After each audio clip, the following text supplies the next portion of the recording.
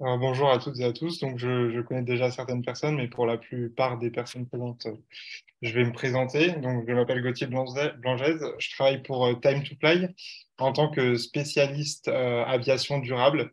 Je travaille notamment sur les réglementations carbone, même si ma spécialité originelle sont les biocarburants et aériens durables. J'ai fait mes armes dans mon stage de fin d'études chez Air France KLM lors d'un appel à manifestation d'intérêt de l'État français pour créer une filière SAF en France, avec donc Air France qui était en fait le partenaire privilégié des producteurs. Et puis après, je suis donc arrivé chez Time to Fly, où en plus de mettre mes connaissances SAF dans l'entreprise, j'ai développé mes connaissances sur les réglementations. Donc, aujourd'hui, je souhaitais donc présenter en fait le cadre réglementaire du carbone et en fait la variable carbone, comment aujourd'hui elle s'inscrit dans le schéma décisionnel des entreprises, c'est-à-dire comment aujourd'hui le carbone va impacter les décisions des entreprises de l'aérien. Et on va voir en fait avec cette présentation, alors d'une part, pourquoi on donne un prix au carbone et deuxièmement, comment il impacte les activités des entreprises et comment les autorités publiques, finalement, peuvent en fait manipuler ces prix pour influencer les décisions business des acteurs de l'aérien. Voilà. Donc, on va commencer avec un point de départ qui nous ramène en 2010 et c'est l'ICAO qui, à l'époque, a publié ce qu'on appelle les Long Term Aspirational Goals. C'est quelque chose qui est sorti en 2010 et qui, en fait, était la feuille de route de l'ICAO concernant l'aérien. Alors, pour beaucoup de personnes présentes, ce graphique, on le connaît, on l'a vu et revu, et il présente, en fait, comment l'aérien, dans les années futures, donc ici présenté entre 2010 et 2040, mais en réalité, cette politique s'inscrit jusqu'en 2050, comment l'aérien va se décarboner. On voit trois types de technologies et on voit en plus de ça le Corsia. On reparlera du Corsia juste après, qui est justement un des objets de notre présentation. Tout d'abord, on a ce que l'on appelle les operational improvements. Les operational improvements, ce sont les technologies que j'appelle support. Les technologies support, c'est en fait tout ce qui entoure l'aviation.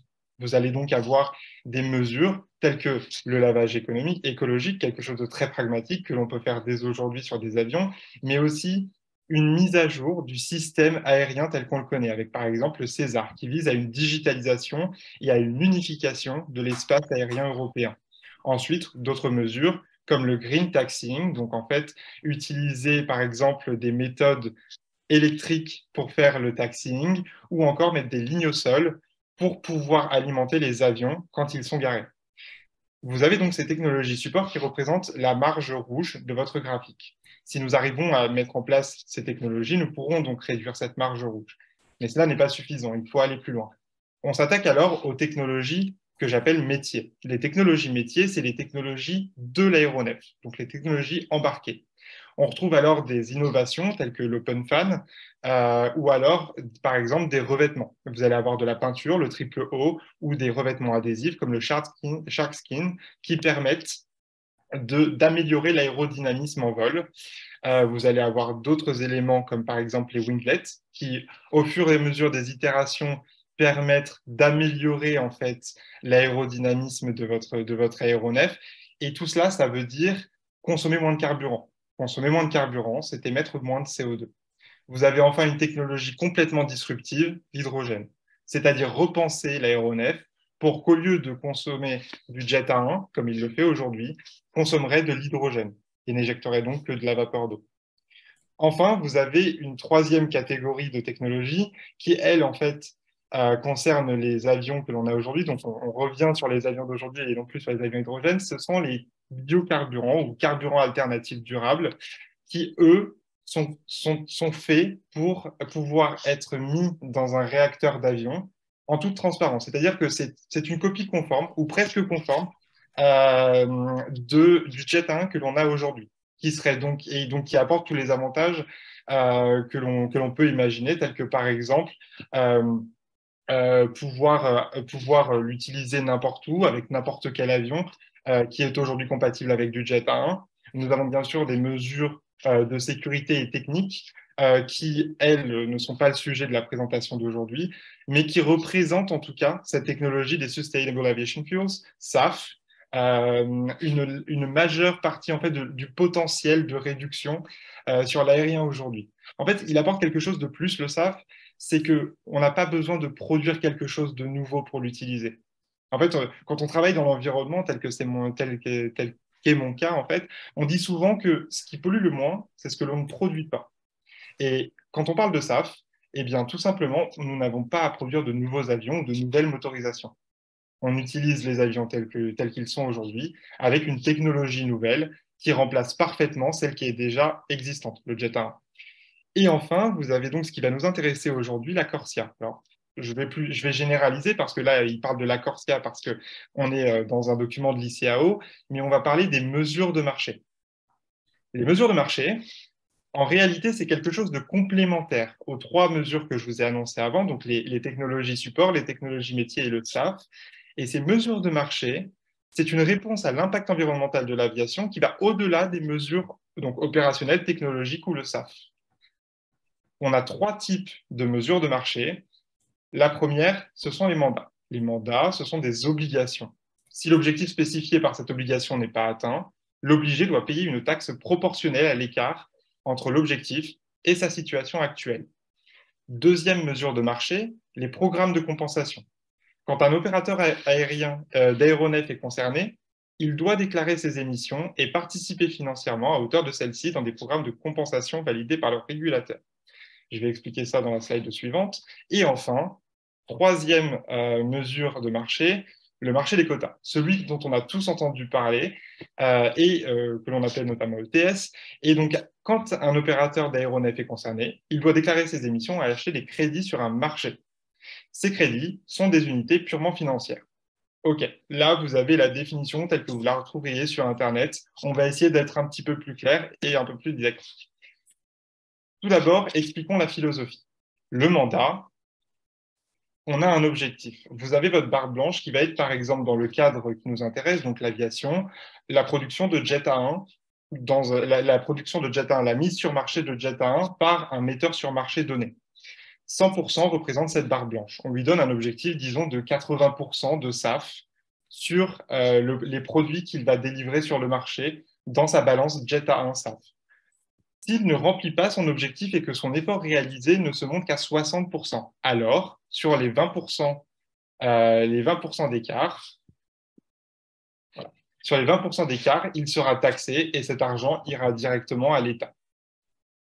Deuxièmement, nous avons les programmes de compensation. Les programmes de compensation, il faut savoir qu'ils ne s'appliquent pas à tous les vols. On a ce que l'on appelle des scopes et certains vols sont considérés, mais pas tous. Cela s'explique notamment par le fait qu'on ne peut pas réguler seul, à part à son échelle. Par exemple, la France peut réguler en France. La France peut réguler en Europe au travers de l'Union européenne. Mais nous ne pouvons pas, par exemple, réguler entre les États-Unis et l'Europe s'il n'y a pas un accord bilatéral. Disons que sur 4 vols, 3 sont en Europe et que cette mesure de compensation concerne l'Europe. Cela représente donc X tonnes de CO2. Nous calculons les tonnes de CO2 à partir de la consommation de jet. Une tonne de jet est égale à 3,15 tonnes de CO2.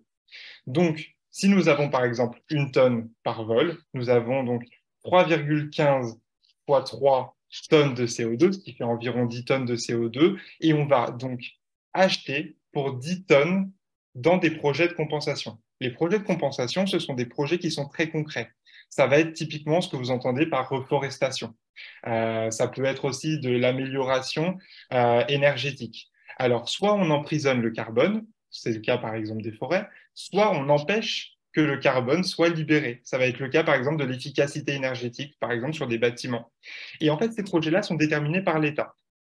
En effet, l'État a ici deux rôles.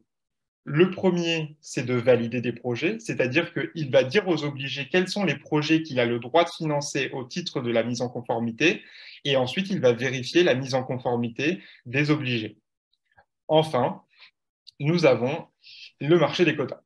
Le marché des quotas, on reprend le même exemple, il y a des scopes différents pour les différentes réglementations que l'on expliquera par la suite.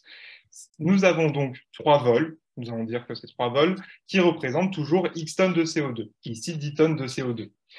Alors, l'opérateur aérien doit aller acheter des titres, des crédits carbone. Et ces crédits carbone, ils ont quelque chose de très particulier. Parce que quand on parle de crédit carbone et qu'on voit par exemple le cours de la tonne CO2, on s'imagine tout de suite que l'on est sur un marché comme un marché boursier. Alors, ce n'est pas tout à fait le cas. En réalité, la spécificité des crédits carbone et de la tonne carbone, de manière plus générale, on en parle comme ça, c'est que c'est un marché qui est contrôlé par l'Union européenne, alors dans le cadre de la réglementation européenne. Quoi qu'il en soit, il est toujours souverain. C'est un marché souverain dans lequel le nombre de crédits carbone qui sont libérés année après année, c'est-à-dire mis à la vente, est décidé par un gouvernement. Ici, le gouvernement a donc 2 rôles. La première, c'est de libérer des titres et la deuxième, c'est de vérifier la conformité des opérateurs aériens. Là, déjà, vous avez une première intuition sur ce que peut faire un gouvernement pour inciter justement les compagnies, alors les opérateurs aériens à modifier leurs changements. En effet, si le gouvernement peut libérer des titres, cela veut dire qu'il peut en libérer plus ou il peut en libérer moins en fonction de la demande. Et là, on rentre dans la théorie économique de la loi de l'offre et de la demande, tout simplement. Le gouvernement a le pouvoir de raréfier le carbone, ou du moins l'équivalent économique et financier du carbone. Ensuite, on va parler des philosophies. Alors, en fait, les réglementations, donc nous avons parlé des mandats, des programmes de compensation et du marché des quotas, ont des philosophies qui sont assez distinctes, in fine. La première, pour les mandats, ça va être la pénétration d'un produit économiquement fragile sur un marché. L'exemple le plus simple, et celui dont on va parler, c'est le SAF et le Jet A1. Il faut savoir que, par exemple, aujourd'hui, on va avoir le Jet A1 à 600 $ le baril, alors que le SAF, sur sa fourchette plutôt basse, sera à 1500 $ le baril. Pour le SAF, je précise tout de même, nous parlons ici de SAF pur. Nous parlons ici de SAF pur. On ne parle pas de SAF parce que le SAF, en fait, peut être mélangé, mais là, je parle vraiment que du produit biologique. Donc, nous avons les mandats qui vont justement permettre, en fait, on va forcer des metteurs sur marché à mettre du SAF dans leur mix énergétique livré en bout de chaîne. Et donc, du coup, même si le SAF est beaucoup plus cher, il va être forcé sur le marché. Sinon, le metteur sur marché devra payer une amende. Cette amende, généralement, est calculée pour être incitative, c'est-à-dire qu'il coûtera plus cher de payer la taxe que de mettre sur le marché du SAF. Deuxièmement, nous avons les programmes de compensation. Les programmes de compensation, ils visent à contrebalancer les externalités négatives par les externalités positives. Alors, peut-être que vous posez la question en voyant les mots externalités négatives et positives, je vais quand même remettre les bases de ces termes. Externalité, c'est un terme qui a été défini par un économiste en 1920 qui s'appelle Arthur Cécile Pigou et qui expliquait que, en fait, par notre activité de production ou de consommation, on peut avoir un effet indirect sur autrui. Je vous donne un exemple tout simple. Vous avez une usine et cette usine produit des chaussures. Et en produisant des chaussures, elle libère certains produits qu'elle utilise pour traiter les chaussures dans un cours d'eau qui est voisin, qui jouxte l'usine. Eh bien, si jamais, par exemple, cette usine pollue le cours d'eau et donc on peut imaginer que des personnes aimaient se baigner dans ce cours d'eau, eh bien, par la production de ces chaussures, l'usine va créer un mal-être dans les personnes qui pouvaient jouir de la rivière puisqu'elles ne le peuvent plus. Et pourtant, les entreprises ne sont généralement pas tenues pour compte de ça. Voilà. Donc là, l'idée, c'est de contrebalancer les externalités négatives. On prend un avion pour déplacer des personnes d'un point A à un point B et on émet du CO2. C'est indirect, mais c'est une externalité qui est négative, puisque le CO2, aujourd'hui, a été prouvé comme étant négatif vis-à-vis de ses effets sur l'effet de serre. Et donc, on le compense par des externalités positives. Ces externalités positives, ça va être de capturer ou d'éviter une tonne de CO2 pour une tonne de CO2 émise. Enfin, on a le marché des quotas. Le marché des quotas, il a un but qui est de libérer des fonds pour la transition.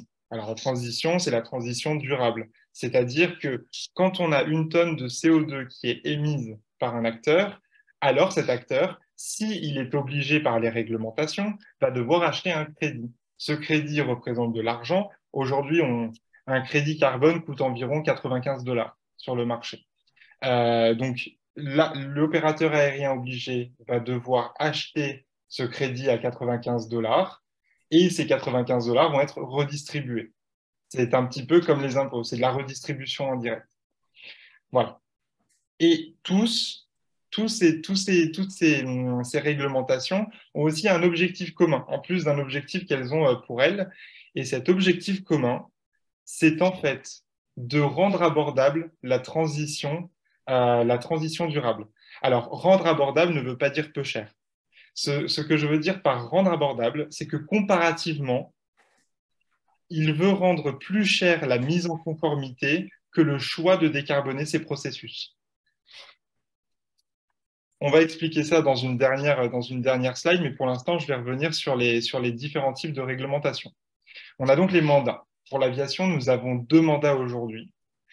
La Tiruert, qui est donc bien connue des personnes qui travaillaient sur les biocarburants routiers, qui s'appelait TIRIB à l'époque, et qui est en fait donc une taxe incitative qui vise justement à mettre dans le mix énergétique jet SAF une partie croissante de SAF dans les livraisons. Attention, cela concerne le metteur sur marché, non le producteur, même si souvent les deux rôles sont endossés par la même personne. Ce genre de mandat, il existe en France, mais il n'existe pas qu'en France. On le voit aussi en Norvège, en Espagne, en Allemagne, au Royaume-Uni, et des discussions sont en cours pour harmoniser ça au niveau européen.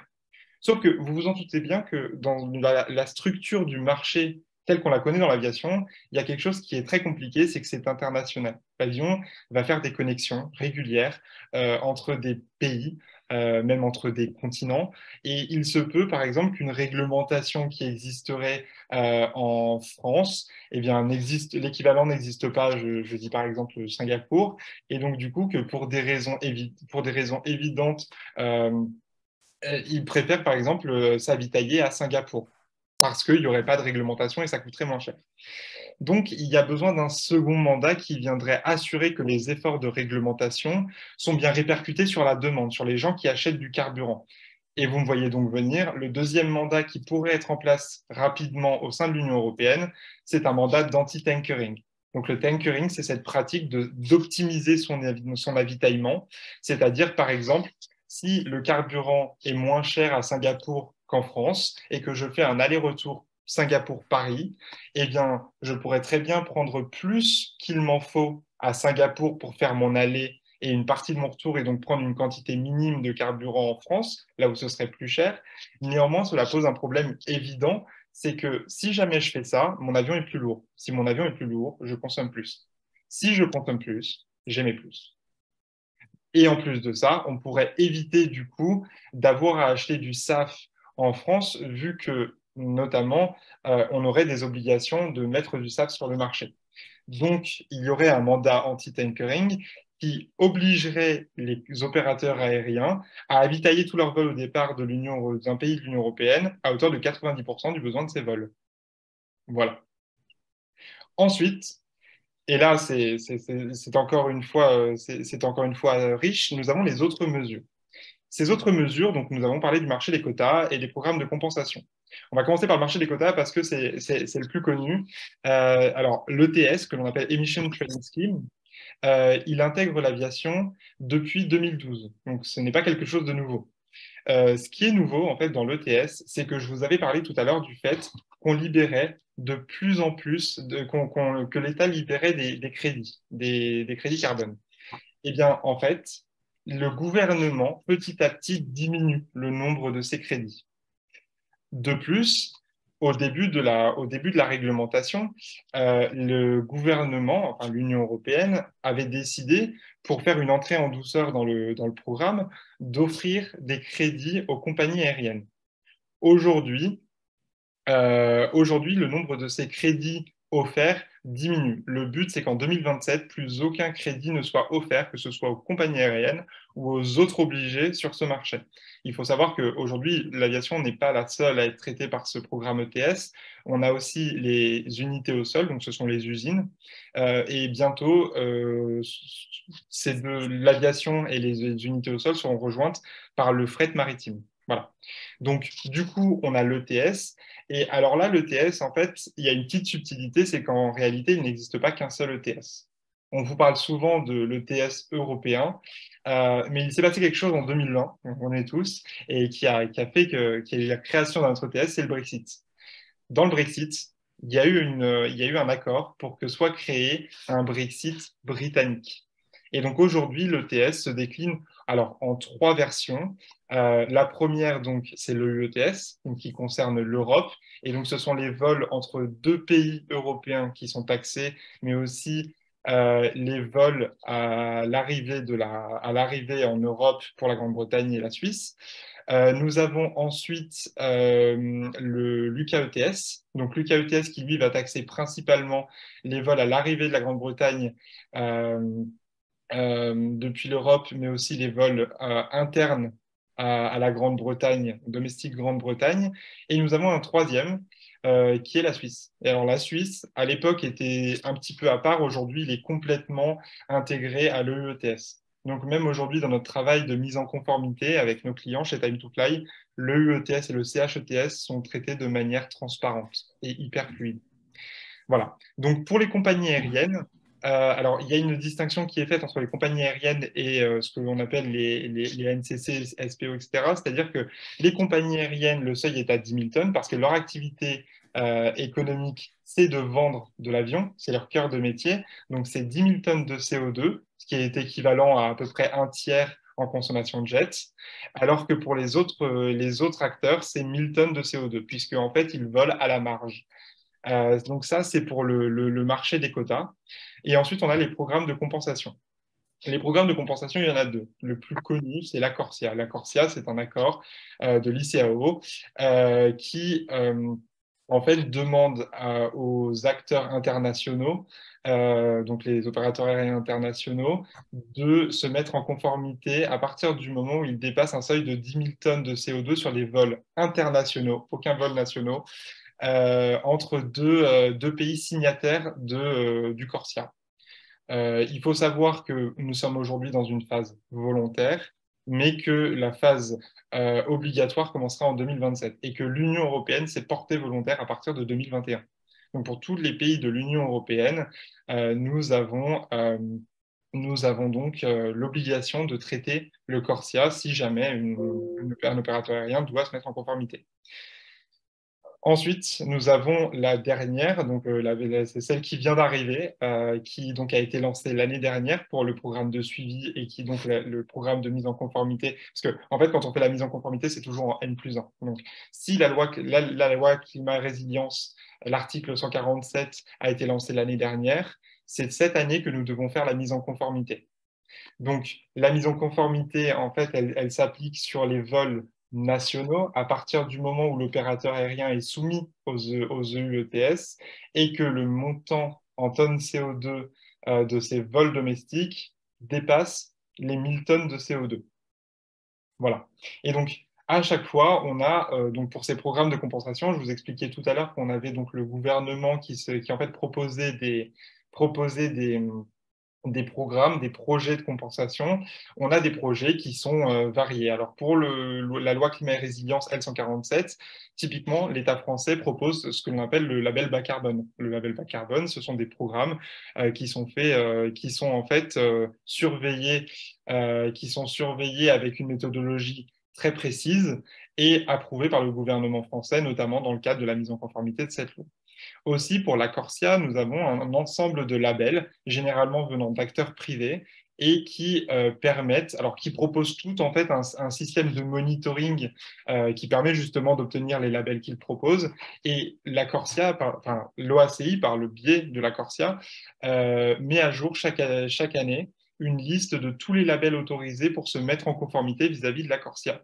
Il faut savoir tout de même qu'il y a une différence de philosophie assez majeure entre la L147 et la Corsia. C'est que la L147 va surtout viser les projets de compensation en France et plus globalement en Europe. Alors que la Corsia a été pensée dès le départ comme une redistribution, en fait, des pays qu'on appelait anciennement Nord vers les pays qui sont aujourd'hui en voie de développement. Donc, la plupart des projets qui sont validés pour la Corsia sont des programmes dans des projets en voie de développement, ce qui peut poser aussi des questions, notamment au niveau du monitoring. Aujourd'hui, on voit beaucoup d'articles qui représentent une levée de bouclier contre ces programmes de compostation. Alors, sans aller en fait dans la description des problèmes que cela représente, parce que c'est un très vaste sujet, je vais juste vous donner à peu près les prix. Pour un projet français, une tonne de CO2 représente environ 30 à 40 euros. Pour un projet de la Corsia, vous pouvez trouver des projets où la tonne de CO2 se monnaie à environ 1 euro. Voilà. Donc, on n'est pas du tout sur les mêmes prix, on n'est pas du tout sur les mêmes zones géographiques d'action et on n'est pas du tout sur les mêmes systèmes de monitoring. Voilà, donc là, je vous ai présenté trois types de réglementation. Il faut savoir que ces réglementations se superposent. On n'est pas dans un système où si jamais par exemple on est assujetti aux ETS, eh bien on n'aura pas la loi climat et résilience par exemple. On est vraiment dans un système où tout se superpose. C'est-à-dire que par exemple, si vous avez l'ETS et que vous réalisez des vols en France, à hauteur de plus de 1000 tonnes de CO2 à l'année, eh bien, vous serez aussi assujetti à la loi climat et résilience. Ce qui pose aujourd'hui un réel problème, car c'est une charge pour les compagnies aériennes et c'est une charge qui est soudaine, puisque aujourd'hui, on voit que les ETS, en fait, on est passé dans une phase, la phase 4 entre 2021 et 2027, qui en fait veut faire un effort supplémentaire pour essayer de réduire les quotas gratuits, c'est-à-dire les quotas offerts aux compagnies aériennes et autres obligés. Et donc, du coup, une augmentation du coût de la mise en conformité pour les acteurs de l'aérien, mais aussi l'apparition d'une nouvelle réglementation, la loi climat et résilience, sur des projets qui coûtent certes moins cher que les crédits carbone ETS, mais qui sont quand même présents et qui coûtent tout de même cher. Voilà. Et donc, du coup, là, on va faire le bilan. Et ce bilan, en fait, c'est le premier diagramme que j'ai fait quand j'ai voulu mettre en place mon explication, enfin mon PowerPoint, et que j'ai voulu articuler. Je me suis dit qu'au final, ce serait peut-être un bon bilan, mais que si je vous avais montré sans le faire pas à pas, vous aurez certainement fait peur. Donc, on va commencer très simple en plaçant l'opérateur aérien. Donc, d'abord, l'opérateur aérien, on a parlé des mandats. Donc, on va aller un peu plus haut dans la chaîne de valeur et on va mettre le metteur sur marché jet. Le metteur sur marché jet, eh bien, il est confronté à des mandats où il doit mettre du SAF dans son mix énergétique SAF Jet A1.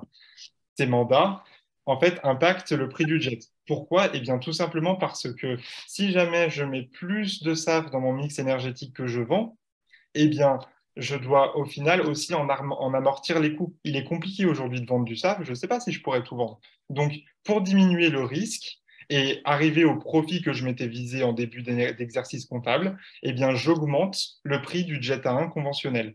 Aujourd'hui, beaucoup d'opérateurs aériens le constatent, en fait même tous, puisque quand vous achetez du jet A1 aujourd'hui, il y a ce que l'on appelle le SAF fee ou le green fee, qui est en fait un supplément, un surcoût de quelques centimes d'euros par litre et qui correspond justement à l'incorporation de ces nouveaux produits dans le mix livré par l'émetteur sur marché jet. Ça impacte les opérateurs aériens et on va avoir aussi avec le mandat anti-tankering un effet en boucle, c'est-à-dire que les opérateurs aériens, eux aussi, vont être forcés d'assumer l'augmentation du prix du jet, c'est-à-dire qu'ils ne pourront pas y échapper. Donc là, déjà, on a l'effet du mandat le plus basique, c'est-à-dire que le prix du jet va augmenter. Nous avons ensuite des solutions de décarbonation. Alors, les solutions de décarbonation, dans un premier temps, je les ai divisées en deux parties. On va avoir en fait les solutions de décarbonation qui représentent une baisse du coût d'exploitation et les solutions de décarbonation qui représentent une hausse du coût d'exploitation. Les premières, c'est les plus simples, celles qui représentent une baisse du coût d'exploitation. Alors là, on va avoir typiquement toutes les solutions qui permettent sur le moyen long terme d'économiser du carburant et donc d'économiser du jet. Et donc là, l'opérateur aérien sera plutôt favorable à investir puisqu'il sait qu'il en tirera des conséquences positives sur sa facture. Donc, on a donc l'opérateur aérien qui va aller mettre de l'argent dans ces solutions, mais ces solutions lui rapporteront de l'argent. Ça, c'est la première étape. Ensuite, l'opérateur aérien vis-à-vis des solutions de décarbonation, eh bien, c'est bien simple. On se place au début, disons qu'on se place à l'heure actuelle. Les solutions de décarbonation, c'est encore quelque chose de compliqué à appréhender. C'est quelque chose de cher sur des technologies qui peuvent être complexes. Moi, par exemple, avec ma spécialité SAF, je me rends compte aujourd'hui qu'il est même compliqué de parler de SAF, en fait. Donc, c'est compliqué d'aller expliquer à des personnes dont ce n'est pas le métier qu'est-ce que c'est que le SAF, qu'est-ce que ça peut vous apporter. Et on trouve notamment plein de posts sur LinkedIn de compagnies aériennes de petite taille qui vont vanter l'avantage en termes de réduction CO2 de l'usage du SAF et qui vont, par exemple, oublier que bah, en fait, le SAF qu'ils ont, c'est à 50%. Et c'est pas à 100%, ce n'est pas que du produit biologique, c'est aussi une partie, alors c'est biologique, pas biologique, le SAF c'est plus large que ça, mais c'est en gros, il n'y a qu'une partie qui est renouvelable, c'est pas tout qui est renouvelable. Et du coup, leur calcul de CO2 évité n'est pas bon. Alors que pourtant, c'est des comptes professionnels sur LinkedIn. Donc, un opérateur aérien, par réflexe, on va dire qu'il fait son business as usual. Ok. Donc là, il continue son activité et il se confronte alors aux mesures de marché. Les mesures de marché, eh bien, elles ont deux effets. La première, si on parle de compensation, c'est d'aller financer l'économie réelle. Si on parle d'ETS, c'est d'aller accumuler de l'argent sur des comptes de financement. Alors, sur les comptes de financement, si on parle par exemple de l'EUETS, on va pouvoir parler d'Horizon Europe. Alors, Horizon Europe ou alors Feu H 2020, qui sont des programmes, puisque Horizon Europe et l'actualité, sont des programmes qui permettent en fait d'explorer les solutions de décarbonation, de lancer des projets pilotes. Alors, s'il y a des gens qui, par exemple, viennent du monde des aéroports, on a des projets pilotes, par exemple à Charles de Gaulle, Olga, qui vise justement à mettre en place des solutions de décarbonation sur l'aéroport. On va avoir aussi le développement de César. Donc César, pour le rappel, c'est donc l'unification du ciel européen et sa digitalisation. Et donc ces financements vont aller profiter tout naturellement au développement de solutions de décarbonation. Développement, ça veut dire à la fois avancées technologiques avec de nouvelles découvertes, des améliorations incrémentales de la technologie, mais aussi tout simplement une baisse des coûts. Par exemple, en développant un pilote, puis un premier essai commercial. Et donc là, on a une mesure, on a un panel d'effets qui se combinent pour faire baisser le prix, notamment le learning by doing. Euh, et donc, du coup, on a donc ces financements qui vont aider à développer ces solutions. On a aussi un autre effet, c'est celui des mandats. Parce que les mandats, au final, ils vont aussi aller supporter les solutions de décarbonation. Pourquoi? Eh bien, tout simplement parce que grâce aux mandats, on a du SAF dans le mix jet. On va trouver du SAF dans les aéroports. Et donc ça, justement, ça soutient les solutions de décarbonation. Et enfin, ces financements, ils vont aussi aller financer des solutions de décarbonation exogènes. Alors là, tout à l'heure, par exemple, je parlais des aéroports. Et bien, tout simplement, si des aéroports veulent tester les GPU, les lignes au sol, pour alimenter les avions pendant qu'ils sont garés, et bien ça a pu être l'objet d'un financement de la part d'Horizon 2020. Et donc, du coup, on a là le schéma de ce qui se passe aujourd'hui pour le carbone et comment aujourd'hui on le monétise et quelle est son implication sur l'arbre de décision en fait des opérateurs aériens. Maintenant, tout à l'heure, je vous ai parlé d'une chose, quand on parlait du marché des quotas, je vous ai dit, en fait, quelque chose de très intéressant, c'est que le gouvernement libère des titres. Eh bien, en fait, on peut voir par là un moyen de pilotage. Il en existe plusieurs, alors on peut libérer plus ou moins de titres. On a aussi typiquement dans le l'EUETS une réserve mise en place par l'Union européenne qui permet de racheter des titres. Si on rachète des titres, on fait augmenter la rareté. Si on fait augmenter la rareté, eh bien, on fait augmenter le prix. Et donc, du coup, il y a un moyen de manipuler en fait les décisions de ces acteurs. Puisque aujourd'hui, ce que l'on veut, c'est que l'opérateur aérien, plutôt que faire du business as usual, se tourne vers les solutions de décarbonation. Parce que s'il fait son arbitrage entre mesures de marché et solutions de décarbonation, eh bien tout simplement, les solutions de décarbonation seront moins chères. Je vous donne un exemple pour en terminer, puisque J'avais un temps imparti de 45 minutes, donc on va essayer de rester dans dans ce créneau-là. Voilà aujourd'hui pour un politique ce qu'est un arbitrage sous-optimal. Vous êtes une entreprise et vous avez un arbitrage entre vous mettre en conformité et acheter du SAF. Vous avez le premium de la tonne SAF. Alors, le premium, en fait, c'est la différence entre le prix du carburant Jet 1 conventionnel et le prix du produit renouvelable, qui est de 2 000 euros. Cela me coûte 2 000 euros de plus d'acheter du SAF que du Jet 1. Donc, on a 2 000 euros pour la tonne SAF. Donc, on a dit tout à l'heure qu'une tonne de SAF, alors là, on a une tonne de SAF et on a le gouvernement qui, justement, en parlait en janvier, pour inciter à acheter du SAF, a dit, eh bien, nous allons faire en sorte que le SAF soit compté comme 0 tonne de CO2. Si vous utilisez du SAF, eh bien, pour une tonne SAF, vous émettrez 0 tonne de CO2 plutôt que les 3,15 tonnes de CO2 qui sont en vigueur aujourd'hui pour le Jet A1. Donc, si on utilise cette règle de calcul, 2 000 euros de plus pour la tonne de SAF, ça veut dire que l'on paye 2 000 euros pour économiser 3,15 tonnes de CO2 sur son bilan carbone. Et donc, dans ces cas-là, on en arrive à un prix de 634 euros la tonne de CO2. Si à côté de ça, par exemple, la tonne de CO2 sur le marché est à 90 euros, c'est le cas aujourd'hui, et bien là, on voit très clairement que l'arbitrage, il est sous-optimal si on veut favoriser les solutions de décarbonation, puisque on a un titre qui est 5 fois moins cher que le bénéfice apporté économiquement par l'achat de SAF. Dans un second cas, nous allons avoir un arbitrage optimal si, par exemple, le titre augmente à 300 euros la tonne. Alors, il faut savoir que 300 euros la tonne, c'est pas quelque chose. Je ne dis pas ça pour faire peur, parce que quand j'en parle avec mes clients, ils s'arrêtent un petit moment. En fait, 300 euros la tonne, c'est ce que, selon l'Institut Montaigne, donc c'est un institut qui est franco-américain et qui travaille justement sur la finance et le prix juste du carbone. Et il travaillait justement dans un dernier papier qui a été publié en janvier, à savoir quel serait le prix juste du carbone en 2030 pour pouvoir financer justement la transition de l'économie. Et il expliquait que, à bas mot, il faudrait que la tonne de CO2 soit à 300 $. On a aussi des indices qui tendent à faire penser que la tonne de carbone va fortement augmenter dans les années à venir, avec par exemple le rapport ReFuelEU. Le rapport ReFuelEU, c'est un rapport qui traite du développement du marché du SAF en Europe et qui a été publié il y a 2 ans maintenant. Et bien dans ce rapport-là, il parle d'un SAF qui serait compétitif à partir de 160 euros la tonne. Et c'était clairement une ambition politique.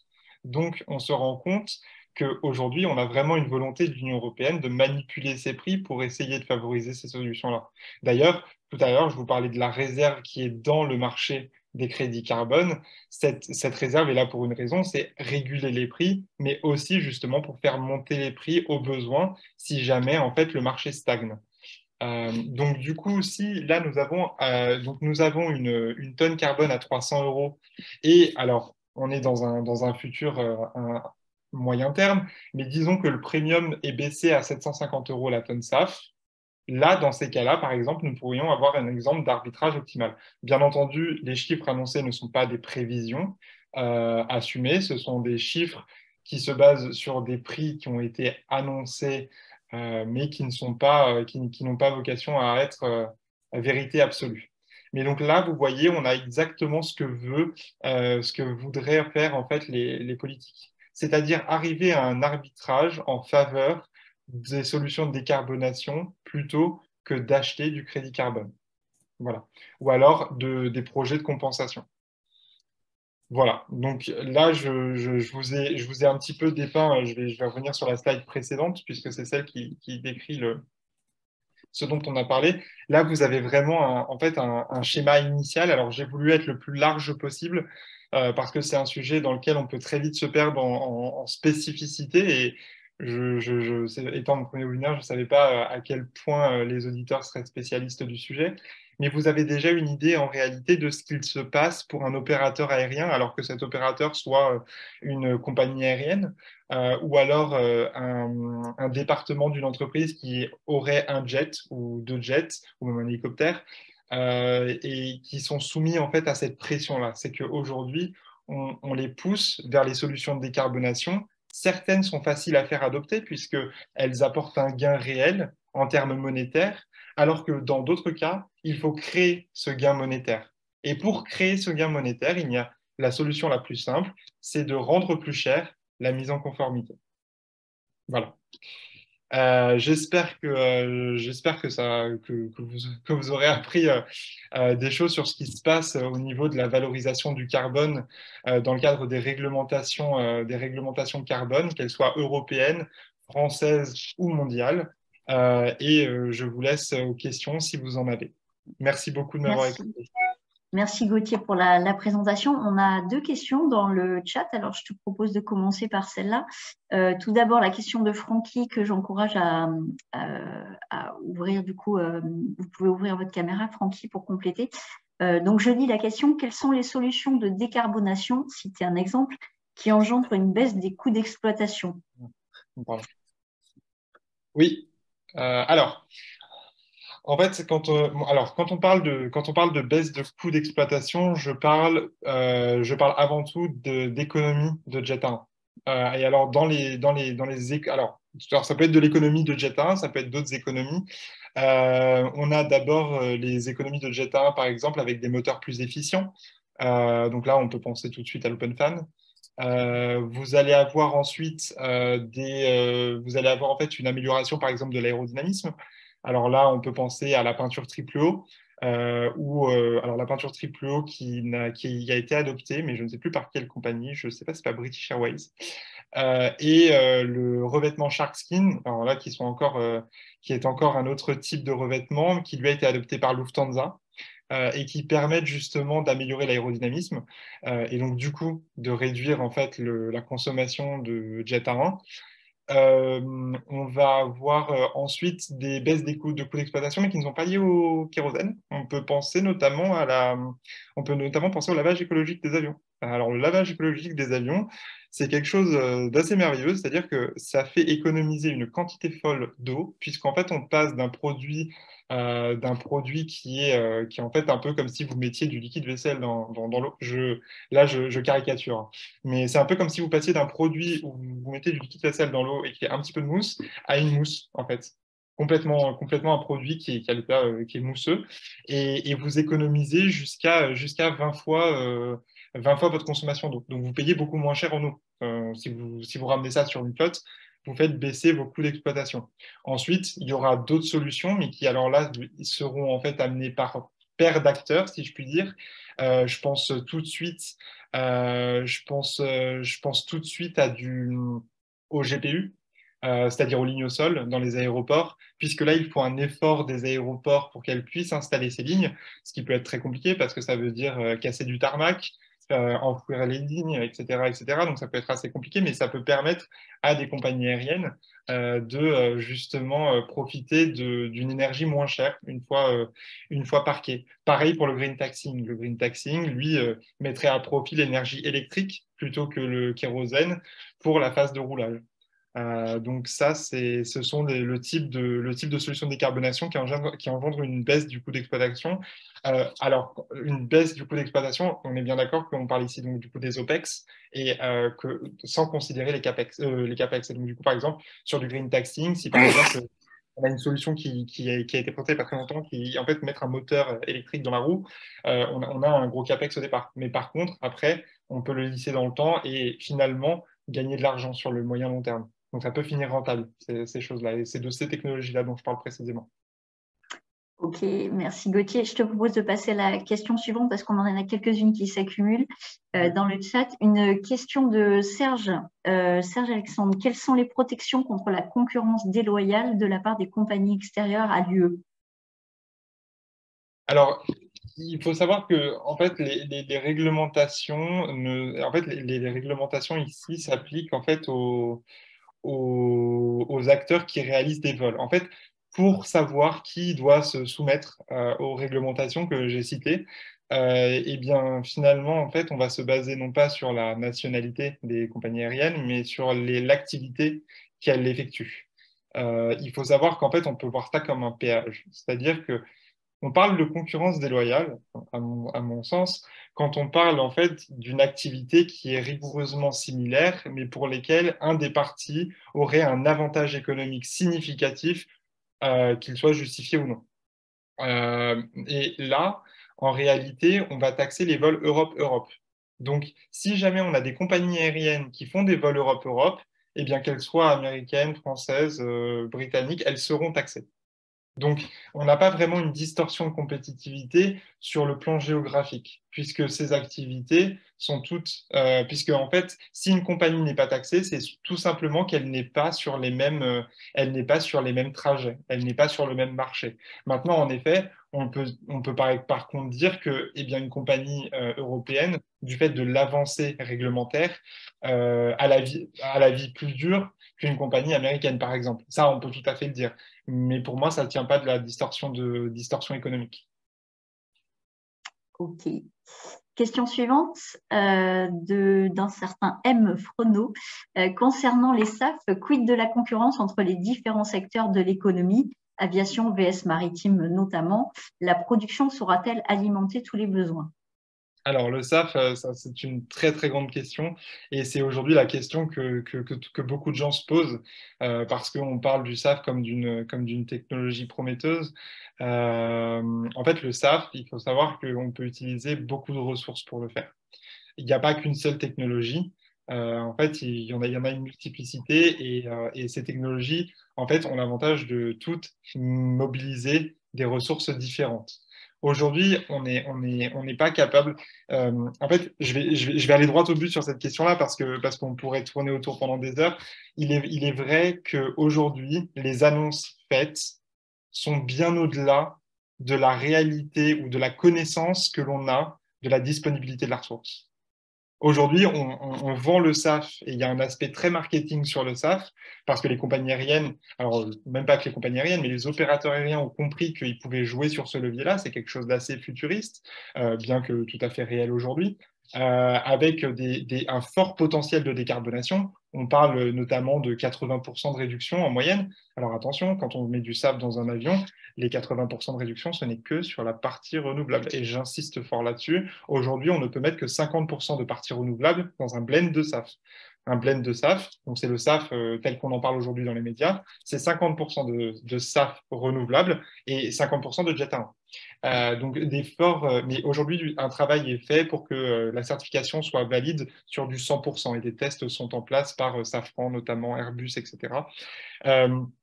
Et donc, du coup, il y a vraiment un engouement pour le SAF, mais qui n'est pas corrélé à une connaissance avancée sur la ressource, sur la disponibilité de la ressource. Et aujourd'hui, une majeure partie de la ressource pour le SAF vient d'Asie. Tout simplement parce qu'en réalité, quand on a mis en place le SAF, alors c'est vraiment un sujet très vaste, donc un peu très longtemps, mais le SAF, en fait, aujourd'hui, il doit répondre à des normes de durabilité. Ces normes de durabilité, elles ont été définies dans ce qu'on appelle la RED 2, Renewable Energy Directive de l'Union européenne 2018. Et cette RED 2 donne en fait une liste de matières premières que l'on peut utiliser pour faire du SAF, justement. Là, en parallèle, pour produire du SAF, aujourd'hui, on a une technologie qu'on maîtrise très très bien, qui s'appelle l'EMAC pour le biocarburant routier, qui a fait ses preuves depuis un bon moment et qui aujourd'hui est utilisée dans l'aviation et qui s'appelle EFA. L'EFA utilise deux matériaux principaux alors, on utilise des lipides de manière globale, mais on utilise deux matières premières pour fabriquer du SAF avec ça. On utilise des huiles de cuisson usagées et de la graisse animale. On pourrait très bien utiliser du tournesol, du jatropha, du soja. On pourrait utiliser toutes ces huiles-là, enfin les huiles de ces produits-là, mais on ne le fait pas parce que ce n'est pas autorisé par cette RED 2. Donc déjà, dès le départ, en fait, on a une contrainte au niveau de la ressource. On ne peut pas tout utiliser. Il faut qu'en fait, ce soit dans l'idée d'une économie circulaire, c'est-à-dire recycler les déchets. Donc là, si on prend de l'huile de cuisson usagée, c'est un déchet. Donc on peut débarrasser des personnes de ça et on peut l'utiliser pour du SAF. Pareil pour la graisse animale. Donc d'ailleurs, toutes les graisses animales ne sont pas éligibles pour le SAF. Ou ne devraient plus l'être du moins. Et donc du coup, vraiment, c'est la partie qui est inutilisable de la graisse animale qui va être utilisée pour ça, qui pourra pas être utilisée par exemple pour la nourriture animale. Et donc, on a vraiment déjà donc un champ des possibles qui est réduit parce qu'aujourd'hui, en fait, on utilise des huiles de cuisson usagées.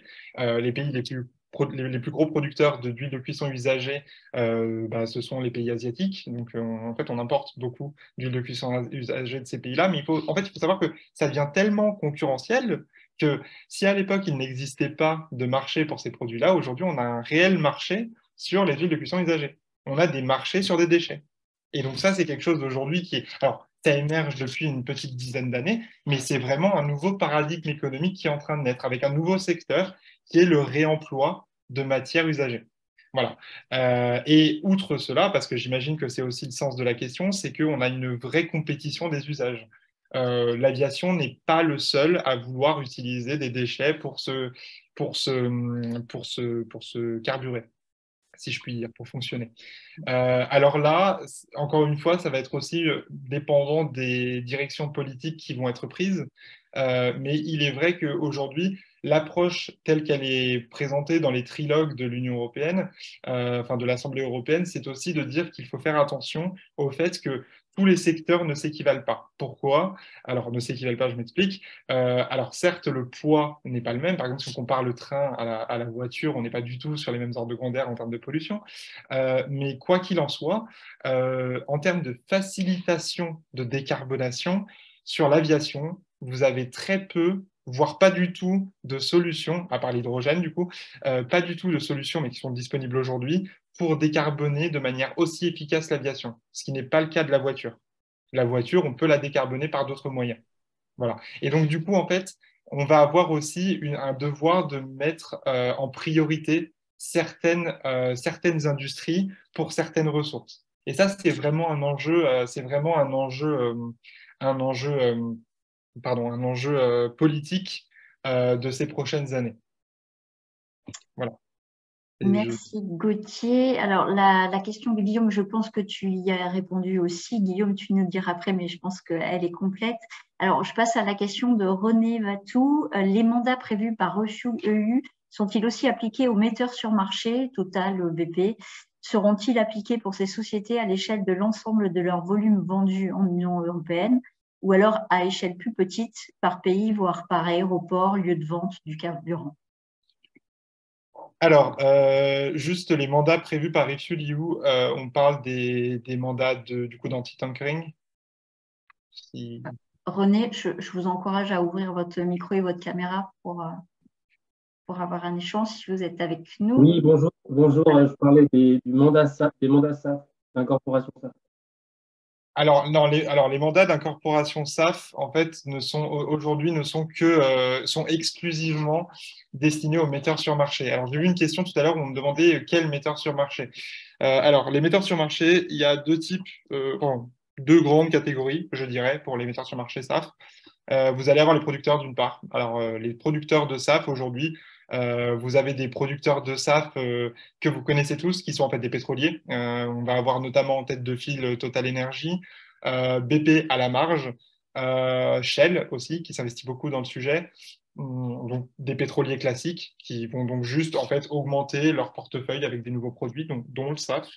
Et on va avoir aussi des producteurs de SAF que vous connaissez peut-être beaucoup moins, parce que ce sont des pétrochimistes, mais qui du coup se spécialisent dans des carburants renouvelables. Et alors là, du coup, on peut parler alors le plus connu, c'est Nestlé, qui est une entreprise finlandaise. On peut aussi parler d'entreprises américaines avec LanzaJet, qui est une filiale de LanzaTech, qui est un grand pétrochimiste américain. Donc sa filiale LanzaJet qui produit du SAF. On a aussi Gevo. Et il faut savoir que toutes ces entreprises en fait se spécialisent un petit peu dans des technologies différentes, d'où aussi la concurrence. Et donc ça, c'est la deuxième catégorie. Et on a une troisième catégorie, du coup. On a les producteurs, pardon. On a une grosse catégorie, les producteurs, avec les pétroliers d'un côté et les spécialistes SAF de l'autre, ou spécialistes biocarburants, cela dépend. Et de l'autre côté, on va avoir les metteurs sur marché. Et les metteurs sur marché, c'est des brokers. Et alors, dans ces brokers-là, vous en avez qui sont plutôt connus, World Fuel Services, Jetex. On peut aller aussi vers des entreprises qui essayent d'être un peu hybrides, par exemple Sky Energy. Sky Energy, une entreprise néerlandaise qui, de base, est un broker de SAF, qui avait été créé par des anciens de KLM. et qui, depuis quelque temps, essayent de créer leur première usine. Alors, on n'essaye pas, parce qu'ils sont en train de le faire, mais de créer leur usine et de devenir producteur. Voilà. Donc, on a vraiment un panel de metteurs sur marché qui est assez conséquent. Néanmoins, on parle ici, même si on parle d'acteurs qui peuvent être étrangers, à la fourniture de Jet A1 en France et exclusivement en France, dans les mandats français dont je parlais. Maintenant, dans les autres pays, soit il y a des mandats, et dans ce cas-là, c'est la même chose, soit il n'y a pas de mandat, et dans ces cas-là, il n'y a pas d'obligation. Par contre, pour les aéroports, il n'y a pas d'obligation qui a été envisagée pour le moment. Alors, il y a eu des discussions, il y a eu des projections, des projections de politique. Dans Refuel You, on en parle justement. Il y a un grand tableau avec tout ce qu'il est possible de faire pour favoriser l'adoption du SAF. Néanmoins, aujourd'hui, il n'est pas considéré comme prioritaire de mettre un mandat sur le SAF, ou du moins des dernières discussions dont j'ai connaissance. Tout simplement parce qu'aujourd'hui, en fait, on a l'aéroport qui a été imaginé comme en fait une plateforme de rencontre entre l'offre et la demande, entre le metteur sur marché ou le pétrolier et la compagnie aérienne qui va acheter du SAF. Le vrai pouvoir de décision de l'aéroport, ça va être justement lors de ces appels d'offres dans les enclaves en fait carburant, où il va pouvoir par exemple faire des appels d'offres où il exigera par exemple il y ait du SAF. Ça, c'est une chose qui est possible. Néanmoins, aujourd'hui, rien n'est envisagé pour qu'il y ait une obligation sur le cahier des charges de l'appel d'offres. Mais vu qu'on parle des aéroports et que c'est aussi un de mes sujets, alors mes collègues sont plus spécialisés que moi, parce que je ne veux pas leur voler la médaille, mais j'en parle un petit peu aussi. Les aéroports ont des incitations, par ailleurs, à avoir du SAF dans leurs aéroports, vu que en fait, la consommation de carburant fait partie du scope 3 du bilan carbone d'un aéroport. Et donc, notamment, si on parle de certification AK, Airport Carbon Accreditation, portée par l'ACI, eh bien, on a besoin de faire des plans, des feuilles de route où on voit diminuer ce scope 3. Et donc là, à ce moment-là, on veut qu'il y ait du SAF sur la plateforme. J'espère avoir répondu à la question du coup. Oui, merci beaucoup. Pas de quoi, avec plaisir. Alors, autre question de Jean-Baptiste Jarin, quid de New York-Singapour qui verrait un gain pour un via Dubaï au lieu d'un via Paris? Eh bien, c'est tout en fait, là, on met le doigt sur quelque chose de central, en fait, dans l'aviation, c'est que toutes ces politiques-là, il y a besoin d'aller plus haut. C'est-à-dire que, en fait, l'aviation est très atypique, pardon, dans le sens où c'est un marché où le service, dans sa nature, est international, ou très souvent international.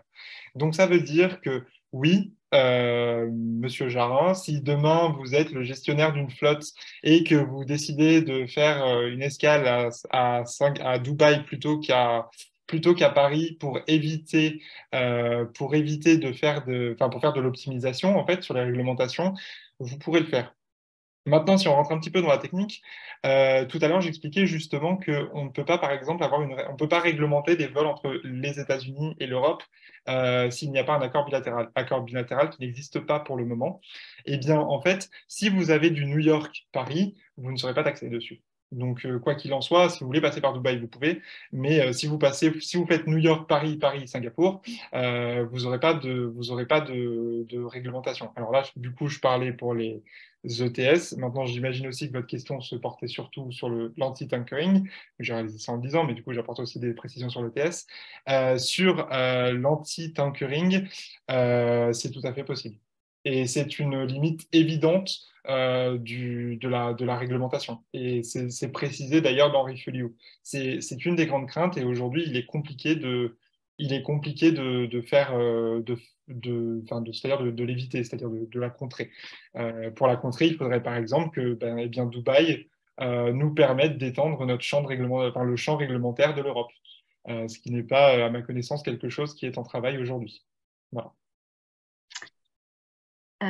Encore une autre question, alors de Célia cette fois-ci. Quid de la maintenance avion et moteur? Avez-vous des arbres de décision?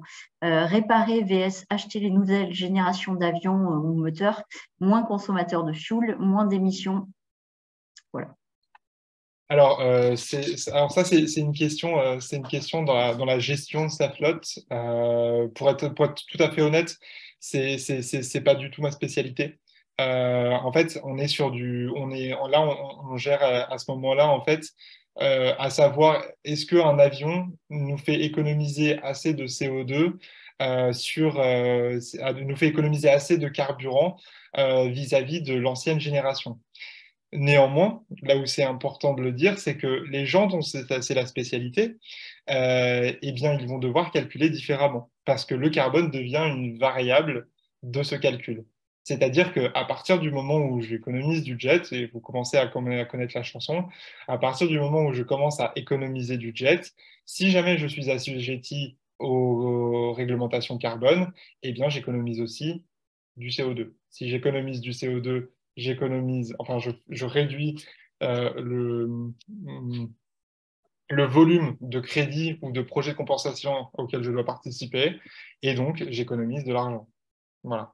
Donc, on est vraiment, en fait, cette question-là, quand bien même je ne saurais pas répondre de manière technique avec les comparaisons entre les anciens et les nouveaux moteurs à un instant T, exprime très clairement en fait ce qui se passe et ce que je voulais faire passer en fait dans ce webinaire qui reste encore une fois très général, c'est que on a aujourd'hui dans les calculs des personnes qui dirigent ces entreprises et dans toutes les personnes qui ont ce calcul à faire, une nouvelle variable dans le calcul. C'est-à-dire que aujourd'hui le carbone n'est plus simplement une histoire d'éthique ou une histoire de bonne conscience. Le carbone aujourd'hui c'est un chiffre, c'est un montant qui se chiffre d'ailleurs le plus souvent parce que en fait, quand on est sur 10 000 tonnes de CO2, on est on est déjà à plus d'1 million d'euros aujourd'hui. Donc, on est sur un chiffre qui est à minima à 1 million d'euros et qui peut monter. Là, je vous parle pour des petits opérateurs parce que 10 000 tonnes de CO2, c'est un petit opérateur. Les compagnies comme Air France, c'est plusieurs centaines, voire des millions de tonnes. Donc, on n'est pas du tout sur les mêmes, on n'est pas du tout sur les mêmes ordres de grandeur. Et à partir de ce moment-là, oui, on est obligé dans tous les calculs de fuel efficiency de comptabiliser le carbone et les gains ou les pertes que cela peut engendrer. Voilà. Gauthier, je te propose de prendre les 3-4 dernières questions parce qu'il est 19h35 et ensuite on pourra peut-être, vous pourrez peut-être continuer avec Gauthier dans un échange par mail ou je ne sais quoi, si tu es d'accord, Gauthier. Alors, je les prends dans l'ordre. Donc, Francky, les mandats sont mis en place en UE, mais quid des autres continents, type Amérique du Nord, Asie, Pacifique, Moyen-Orient, vont-ils introduire ces mandats? Alors, aujourd'hui, on n'a pas de, on n'a pas de signal fort envoyé sur d'autres continents. On a une politique qui est en place en Amérique du Nord. Alors là, je parle de mandat SAF plutôt que de mandat anti-tankering. Mais sur l'Amérique du Nord, on a des signaux forts de réglementation SAF. Néanmoins, il n'est pas encore question de mandat. Donc, on est vraiment sur quelque chose d'européen qui, j'imagine, pourrait se développer dans d'autres régions du monde.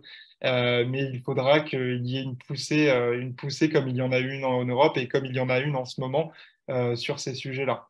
Mais on voit aujourd'hui que des pays qui n'ont pas nécessairement tendance à valoriser ce genre de produits. Alors, je parle par exemple des États-Unis qui aujourd'hui sur le SAF, en fait, il faut savoir que aux États-Unis, en fait, la question se pose sur deux types de produits, les biocarburants et le SAF. Et aujourd'hui, quand on est en Europe, on a des sujets, on a des usines par exemple qui produisent que du SAF ou que du biocarburant. Et normalement, on peut changer, on peut faire des parts. C'est-à-dire que quand vous construisez une usine, vous pouvez très bien dire, elle est capable de produire au maximum 75% de SAF et de l'autre sens, elle peut produire 100% de biocarburant routier. Eh bien, aux États-Unis, les usines sont faites pour que ce soit beaucoup plus flexible. Parce qu'en fait, on a un système de valorisation entre biocarburant routier et biocarburant aérien qui est beaucoup plus variant, en fait, d'État à État et au niveau fédéral.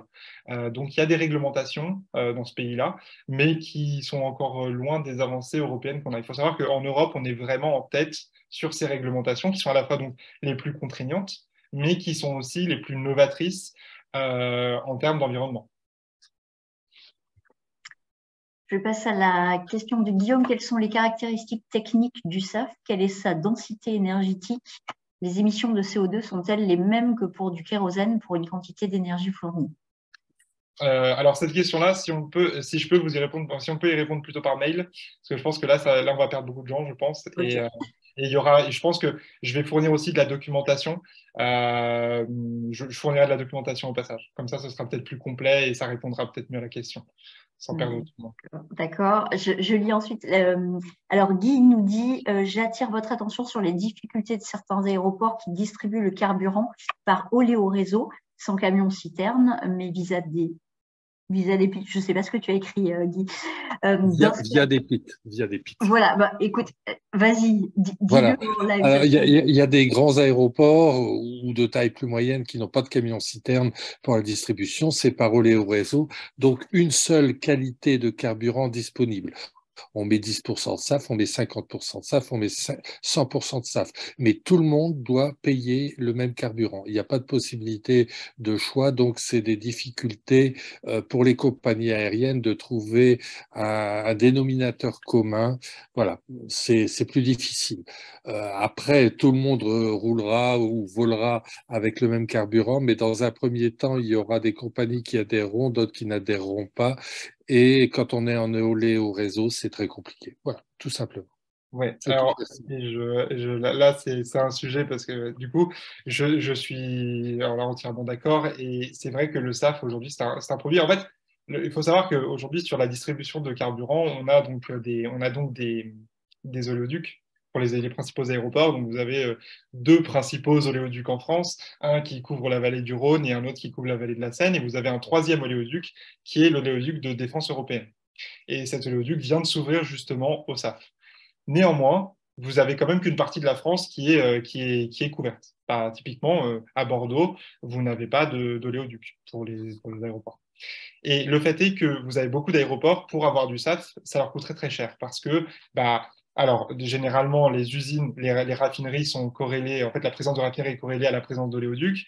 Donc, par exemple, si vous êtes à Saint-Étienne, pardon, si vous êtes à Clermont-Ferrand, vous n'êtes pas très loin, en fait, de Lyon, où il y a une raffinerie Total Énergie. Donc, vous pouvez, par exemple, avoir du SAF par camion avec un coût, avec un nombre de kilomètres en fait, parcourus par le camion qui n'est pas monstrueux. Non, Euh, et le problème, c'est le last mile. Le problème, c'est la dernière distribution. Nous, à Genève, on pourrait avoir de Fos-sur-Mer en étant direct. Mais le last mile sous le tarmac, on ne peut pas. C'est ça le problème. Oui, oui. Ça, c'est des choses. Là, il est unique. On n'a pas deux prises comme à la pompe à essence SP95, SP98. Il n'y en a qu'une. Oui, bien sûr. C'est le last mile qui pose le problème. Hein. Et vous avez, parce que là, c'est une conversation qui m'intéresserait beaucoup d'avoir, parce que, en fait, aujourd'hui, aujourd'hui, sur le SAF, en effet, pour beaucoup d'aéroports, en fait, parce que le SAF, en fait, il faut savoir qu'il y a deux échelles de développement similaires, enfin, qui sont parallèles. Vous allez avoir le développement que j'appellerais massif, qui va être un développement sur des hubs internationaux de préférence. Alors, dans les hubs internationaux, je peux citer des aéroports. Vous avez par exemple LAX aux États-Unis, vous allez avoir Charles de Gaulle à Paris, vous allez avoir bientôt Bruxelles, vous avez aussi Changi à Singapour. Enfin bref, vous avez une flopée d'aéroports qui aujourd'hui veulent avoir du SAF et qui ont du SAF en petite quantité, mais qui ont du SAF. Et en parallèle, vous avez des petits aéroports qui commencent aujourd'hui des projets pilotes pour avoir du SAF chez eux. Et tout à l'heure, je parlais de Clermont-Ferrand, c'était pas tout à fait innocent. En fait, alors, là, je parle pas de l'intention ou quoi que ce soit, parce que, en fait, le projet de Clermont-Ferrand, c'était d'avoir du SAF sur la plateforme, mais c'est en grande partie grâce à Michelin. Parce que Non, Michelin, tout en à fait, fait. Ils veulent voilà, être vertueux. Michelin, dans son projet, en fait, de décarbonation, dans son projet RSE, s'est dit, bon, on prend le jet, mais du coup, on va acheter du SAF. Donc, du coup, ils ont fait venir les équipes, ils ont dit à l'aéroport, il y aura du SAF sur l'aéroport, ils ont fait poser une cuve et c'est parti. Et donc, du coup, là, il y a du SAF à Clermont-Ferrand. Mais on commence à avoir des pilotes avec, par exemple, des concepts novateurs de petites raffineries ou alors même d'unités de blend du dernier kilomètre, où en fait, on va avoir une unité de blend directement sur l'aéroport. On a des projets, notamment tout à l'heure, je parlais de financement. Vous avez Horizon 2020 qui est en train de financer. Je parlais du programme de Charles de Gaulle. Vous avez aussi le programme de Bruxelles qui s'appelle Targate et dans lequel on a notamment l'utilisation d'une unité de blend dans l'aéroport qui vous permettrait en fait d'avoir, alors vous mettez une cuve de SAF à côté, mais qui vous permet d'avoir au dernier kilomètre un blend de SAF qui est personnalisé et disponible rapidement. Voilà. Et qu'il faut fournir en camion-citerne. Exactement. Et là, vous êtes, par contre, il faut savoir aussi qu'il y a une autre contrainte. Alors ça, c'est quelque chose, il y a une autre contrainte sur le SAF qui est très importante, c'est que le SAF se périme. Ce n'est pas comme du jet 1. Donc du coup, le SAF, vous pouvez par exemple vous dire, on va mettre une cuve et puis on va remplir la cuve de SAF. Oui, mais le SAF n'est valable que 6 mois. Donc là, vous avez déjà des... Il y a quand même, le SAF, c'est quelque chose de compliqué à mettre en place. Il faut savoir que le jet 1 est le système de distribution du Jet 1, c'est un mastodonte aujourd'hui. Et on a le SAF qui, quand bien même il est rigoureusement similaire au Jet 1, eh bien, il n'est pas produit partout. Alors, il y a la question de la quantité et donc de la matière première qui se pose, mais aussi de comment on distribue le SAF et à qui on le distribue en premier. Donc, ça, c'est des questions qui mériteraient, je pense, une conférence de 3 jours entière. Mais merci d'avoir pointé du doigt ces questions-là. Merci Gauthier. Philippe a rajouté des liens que tout le monde peut voir. Là. Merci Philippe de les avoir mis. Des infos sur le SAF, sur le site de l'OACI notamment. Donc, je vous encourage si vous avez d'autres questions, notamment celle de Guillaume qui est restée en suspens, à échanger avec Gauthier en direct. Après, peut-être, je vous enverrai le mail de Gauthier, si Gauthier, tu es d'accord pour Avec plaisir. cette discussion. Voilà. Et je vous rappelle que ce webinaire est enregistré aussi, donc on va pouvoir fournir le replay sur la chaîne YouTube Nena Kalouni très bientôt, dans les jours qui arrivent. Voilà. Et merci à tous d'être connectés si nombreux ce soir. J'ai un dernier message qui s'affiche. Ah, c'est Serge qui dit merci, Amel aussi, merci. Donc, merci à vous tous et merci Gauthier surtout d'avoir présenté ce webinaire et animé ce webinaire ce soir. Donc, avec plaisir. Bonne soirée à tous et à très bientôt.